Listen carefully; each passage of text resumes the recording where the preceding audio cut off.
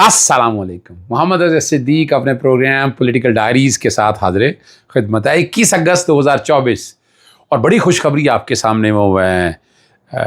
Bushra be be صاحبہ کے 9 مئی کے حوالے سے میں بتا چکا ہوں اور وہ بڑی خبر ہے, چھوٹی خبر نہیں ہے, یہ یاد رکھیے گا. اور اس میں آپ کو پہلے بھی بتا چکا تھا, اس میں تفصیلی بات میں کروں گا 9 مئی کے کانٹیکسٹ میں کہ کیسز میں اب کچھ نہیں رہ گیا.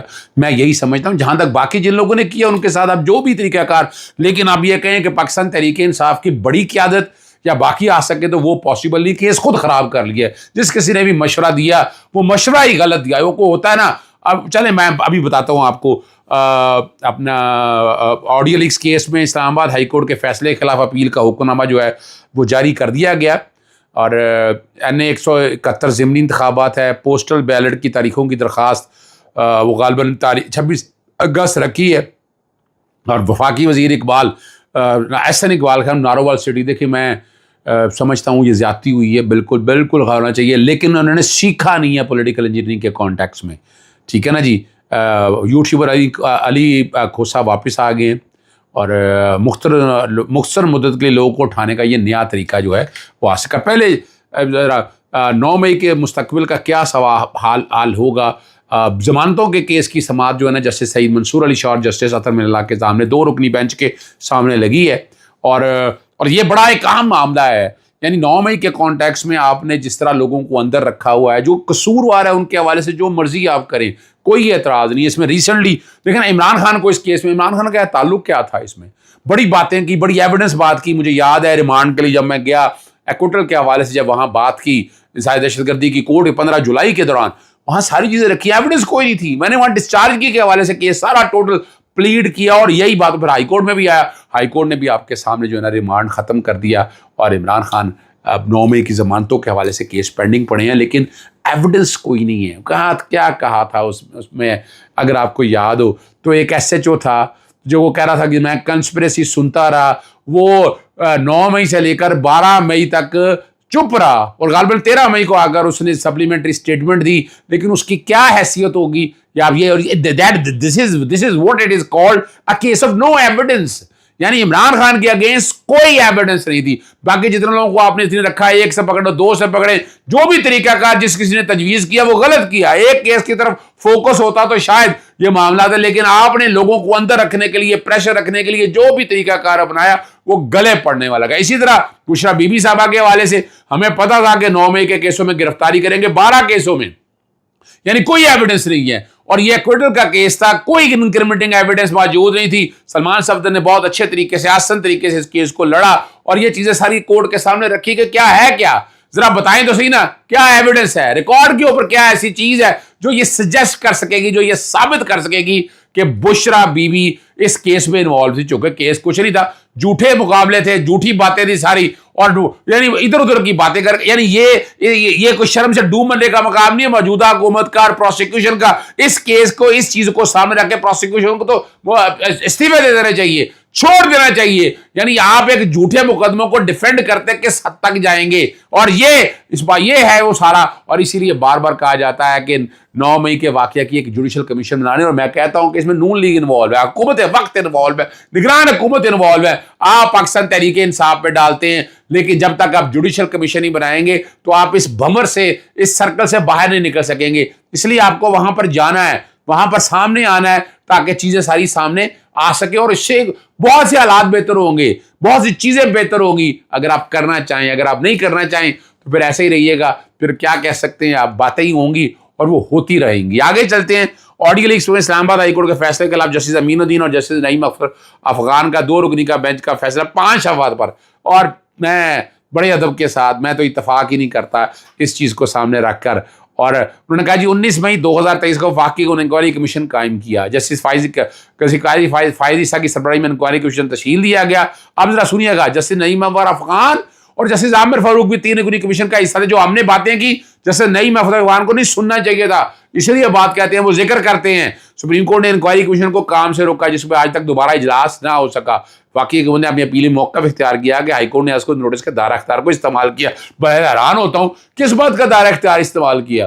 یعنی دو فیصلے, اتنی لمبی ہیئرنگ ہوئی ہے, کون سا خود بھئی آپ دے ہی نہیں رہے, بنیادی حقوق کے تحفظ کا فراہم کرنا, اس کے لیے عدالت کچھ بھی کر سکتی ہے. آرٹیکل 199 بڑا کلیئر ہے. اور بشرا بی بی نے ہائی کورٹ میں دائر کی ریٹ میں کہا کہ آڈیو من گڑت ہے. ہائی کورٹ اس بات کی پابند تھی کہ پہلے الزامات کا جائزہ لیتی ہے. میں چلیں کیا آپ کہہ سکتا ہوں. تحقم ثانی اسلام آباد ہائی کورٹ کو انہوں نے کہا روک دیا, اور مزید کہا گیا کہ فریقین کو نوٹس جاری کیے گئے ہیں, اور یاد رکھیے گا اضافی دستاویز بھی, اور اس میں بہت سی ایویڈنس سامنے آئے گی, اور یہ معاملہ جو ہے نا یہ لارجر بینچ کی طرف جائے گا, اور لارجر بینچ میں یہ انشاءاللہ العزیز اسلام آباد ہائی کورٹ کا فیصلہ اپنی جگہ قائم رہے گا.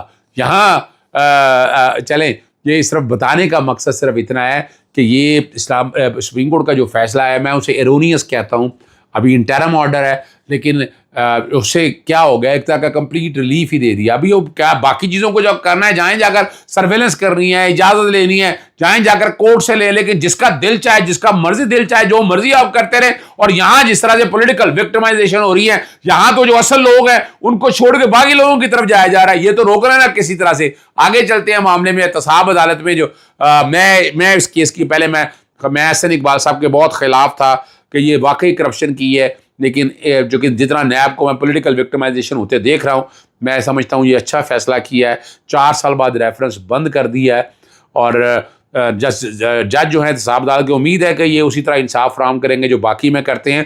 نیب نے ریفرنس واپس لینے کی درخواست کی. یعنی نیب اگر یہ رویہ رکھے تو عمران خان کا تو ایک بھی کیس نہیں چل سکتا, اور درخواست جو ہے وہ منظور کر لی ہے, اور 2022 میں بری کر چکی ہوئی ہے. D G sports board Akhtar Nawaz Ganjera کے خلاف بھی کیس وہ اب جو ہے ختم ہو چکا ہے. تو آپ یہاں سے آپ اندازہ لگا سکتے ہیں کہ جو حالات اور واقعات کیا ہیں اور کس طرف چل رہے ہیں. NA 171 جو ضمنی انتخاب ہے, پوسٹل بیلٹ, آپ لوگوں نے سوال پوچھا کہ کیا ہوتا ہے. یہ نہیں ہوتا, یہ ہے کہ کچھ لوگ اپنی مین جگہ سے دور ہیں تو ان کو اختیار ہے کہ وہ پوسٹل بیلٹ سے اپنا ووٹ ڈال سکتے ہیں, اور اس میں فوجی اہلکار ہیں, معذور افراد ہیں, اور 3 دن کے اندر پولر بیکس کی درخواست جو ہے نا وہ دے.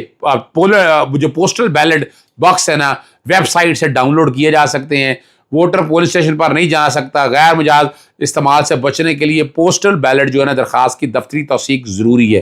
اور یہ بھی کہا ہے کہ قیدیوں کو بھی پوسٹل بیلٹ کے ذریعے ووٹ ڈالنے کا حق حاصل ہے, اور اس لیے اسسٹنٹ کمشنر رحیم یار خان, یعنی یہ چونکہ رحیم یار خان کے کانٹیکس میں ہے اس لیے وہاں پر ہوتا ہے. اب یہ ایک جو بات بڑی زبردست ہے, اور اس میں نے پہلے بھی آپ کے سامنے کہا تھا کہ یہ بڑا ایک آسان طریقہ ہے کہ لوگوں کو اٹھانے کا یہ نیا طریقہ آ گیا. دل پاکستان کی پیروڈی پر بل پاکستان بنانے والے جو گلوکار ہیں, یوٹیوبر علی کھوسا, اتوار اور پیر کی درمیانی شب گھر واپس پہنچ گئے. ملک میں جبری گمشدگی کا معاملہ ایک پھر موضوع بحث بنا ہوا ہے.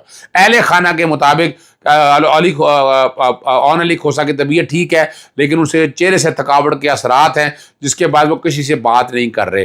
اور ان کی اہلیہ بینش اقبال کے مطابق انہیں اتوار اور پیر کی درمیانی شب کو ایک فون کال آئی کہ کیا ان کے شوہر گھر واپس پہنچ چکے ہیں, جس پر انہوں نے جواب دیا کہ وہ ابھی تک گھر نہیں آئے. تو فون کرنے سے اکثر 10 منٹ تک گھر آ جائیں گے. فون بند ہوتے ہی انہوں نے اپنے شوہر کے نمبر پر واٹس ایپ کال کی تو رنگنگ لگا ہوا تھا, اور وہ 10 منٹ کے بعد گھر واپس پہنچ گئے. اور بینش اقبال کے مطابق گھر آتے ہی انہوں نے شوہر سے کھانا مانگا, کہا وہ تھکے ہوئے ہیں, سونا چاہتے ہیں. وائس آف امریکہ سے گفتگو میں علی کھوسا نے اپنے مبینہ آغاز سے متعلق تفصیلات بتانے سے گریز کیا. دیکھیں یہاں ایک انسان دقت میں ہے, پریشانی میں ہے, وہ ایک عذاب سے بچ کے آیا گا, ایک غیر قانونی حراست سے بچ کے آیا. میں تو ویسے ہی اگر میں ٹویٹر پہ یہ بات کہتا ہوں مقصد میرا یہ نہیں ہوتا, لیکن بتانا ہے کہ کتنے بے بسی ہے. جتنے اغوا ہوئے ہیں واپس آنے کے بعد وہ بیچارے کیا کریں, کل ان کو اٹھا کر لے جائیں گے, کیا کر لیں گے آپ کسی کا. یعنی یہ تو ہماری عدالتوں کو سوچنا ہے. عدالتیں ایسے کس واپس لینے سے پہلے متن واپس جائے, تحقیق کرے اس بات کی, پھر بات ہے. اور کہ وہ بالکل ٹھیک ہیں, وہ کہاں تھے, کون لے گیا اور کیوں لے گیا, اس بارے میں وہ گفتگو نہیں کرنا چاہتے. اور وائس آف امریکہ کے اس سوال پر کہ دوران گمشدگی کھانے اور آرام کا خیال رکھا گیا, انہوں نے کہا اس پر بھی میں بات نہیں کر سکتا, اور کہ اگر کوئی شخص نے کوئی جرم نہ کیا تو اسے گرفتار کر کے 24 گھنٹوں کے اندر عدالت میں پیش کیا جانا ہے. لیکن یہاں جو کچھ ہو رہا ہے یہ زیادتی اور ظلم آپ سب دیکھ رہے ہیں, اور اس پہ اگر کوئی ایکشن نہیں لے گا, اس پہ کوئی, یعنی لوگ بیچارے پریشان ہیں, بنیادی حقوق کے پامالی. اور یہاں تو عدالتوں کو دیکھنا ہے کہ جب آ گیا درخواست مت واپس لیں, اس کو منطقی ہے جہاں, یعنی یہ ہائی کورٹوں کو آرٹیکل 199 میں اس کے وہاں تک لے کے جانا چاہیے. تاکہ اب آپ چاہتے ہیں کہ یہ سسٹم اگر رکے, یہ حالات اگر صحیح ہوں تو یہ کرنا پڑے گا, اگر آپ یہ نہیں کریں گے تو یہ نظام ٹھیک نہیں ہو سکتا. میرے پاس تو ایسی ایسی کہانی ہے, میں خود پریشان ہو جاتا ہوں, لیکن خدا را اس نظام کو صحیح کریں. اجازت چاہتا ہوں. السلام علیکم, اللہ حافظ. پاکستان زندہ باد.